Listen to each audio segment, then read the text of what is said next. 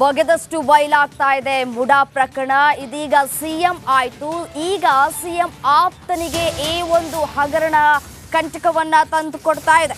ಹಿನಕಲ್ ಪಾಪಣ್ಣ ಪುತ್ರ ರಾಕೇಶ್ಗೆ ಸಂಬಂಧಪಟ್ಟಂತಹ ಕೇಸ್ ಇದು. ವಿಜಯನಗರದ 2, 3, 4ನೇ ಹಂತದಲ್ಲಿ 20 ಸೈಟ್ ಹಂಚಿಕೆ ಆಗಿರೋದ್ರ ಬಗ್ಗೆ ಇದೀಗ ಡೀಟೇಲ್ಸ್ ಲಭ್ಯ ಆಗ್ತಾ ಇದೆ. ಬಗೆದಷ್ಟು ಬಯಲಾಗ್ತಾ ಇದೆ ಈ ಒಂದು ಪ್ರಕರಣ. ನೋಡಿ,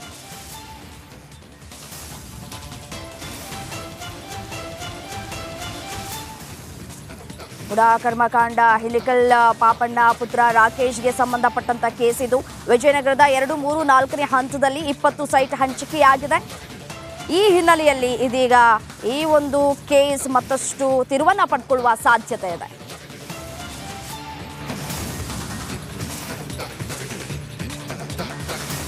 ನೋಡಿ, 50-50 ಅನುಪಾತದ ಅಡಿಯಲ್ಲಿ ನಿಯಮ ಬಾಹಿರವಾಗಿ ನಿವೇಶನ ಹಂಚಿಕೆ ವಿಚಾರವೇ ಈಗ ಭಾರಿ ಚರ್ಚೆಗೆ ಕಾರಣ ಆಗಿರೋದು. ಕೇವಲ ಮುಖ್ಯಮಂತ್ರಿಗಳ ಪತ್ನಿ ಮಾತ್ರ ಅಲ್ಲ, ಮತ್ತೆ ಯಾರ್ಯಾರಿಗೆ ನಿಯಮ ಬಾಹಿರವಾಗಿ ನಿವೇಶನ ಹಂಚಿಕೆ ಆಗಿತ್ತು ಅನ್ನುವಂಥದ್ದು ಈಗ ಸದ್ಯಕ್ಕೆ ಭಾರಿ ಚರ್ಚೆ ಆಗ್ತಾ ಇರುವಂತಹ ವಿಚಾರ. ಅದರಲ್ಲಿ ಎಷ್ಟೆಷ್ಟು ಎಕರೆ ಅನ್ನೋದನ್ನು ಕೂಡ ನಾವು ನೋಡ್ತಾ ಹೋದ್ರೆ, ಹಿನಕಲ್ ಸರ್ವೆ ನಂಬರ್ 211ರಲ್ಲಿ 3.05 ಎಕರೆ ಪಾಪಣ್ಣ ಅವರ ಜಾಗ. 1981ರಲ್ಲಿ ಹಿನಕಲ್ ಪಾಪಣ್ಣ ಅವರ ಜಾಗವನ್ನ ಭೂಸ್ವಾಧೀನ ಮಾಡಿಕೊಳ್ಳಲಾಗುತ್ತೆ. 84ರಲ್ಲಿ ಜಾಗದ ಭೂಸ್ವಾಧೀನದಿಂದ ಕೈಬಿಡಲಾಗುತ್ತೆ.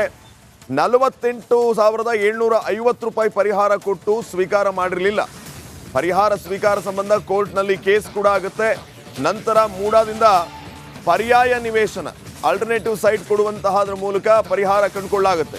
ಕಳೆದ ತಿಂಗಳು 12ನೇ ತಾರೀಕು ಪರಿಹಾರ ನೀಡಿ ಆದೇಶವನ್ನ ಹೊರಡಿಸಲಾಗುತ್ತೆ. 36,753 ಚದರಡಿ ಪರಿಹಾರ ನೀಡಿ ಮೂಡ ಆದೇಶವನ್ನ ಹೊರಡಿಸುತ್ತೆ.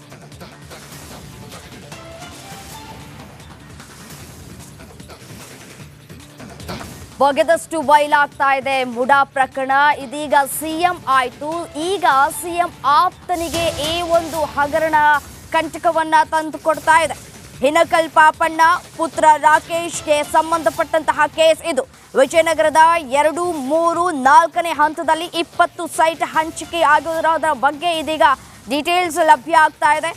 ಬಗೆದಷ್ಟು ಬಯಲಾಗ್ತಾ ಇದೆ ಈ ಒಂದು ಪ್ರಕರಣ. ನೋಡಿ,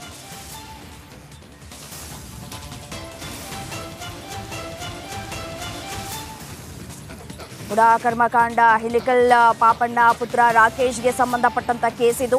ವಿಜಯನಗರದ 2, 3, 4ನೇ ಹಂತದಲ್ಲಿ 20 ಸೈಟ್ ಹಂಚಿಕೆಯಾಗಿದೆ. ಈ ಹಿನ್ನೆಲೆಯಲ್ಲಿ ಇದೀಗ ಈ ಒಂದು ಕೇಸ್ ಮತ್ತಷ್ಟು ತಿರುವನ್ನ ಪಡ್ಕೊಳ್ಳುವ ಸಾಧ್ಯತೆ ಇದೆ.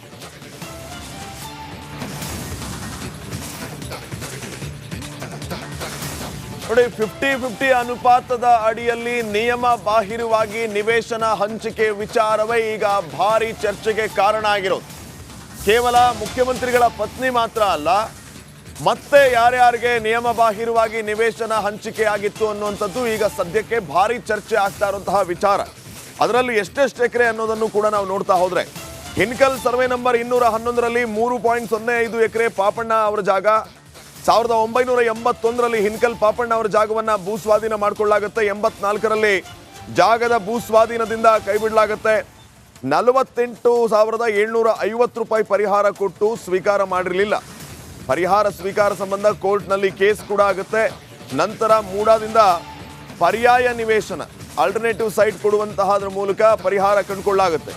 ಕಳೆದ ತಿಂಗಳು 12ನೇ ತಾರೀಕು ಪರಿಹಾರ ನೀಡಿ ಆದೇಶವನ್ನ ಹೊರಡಿಸಲಾಗುತ್ತೆ.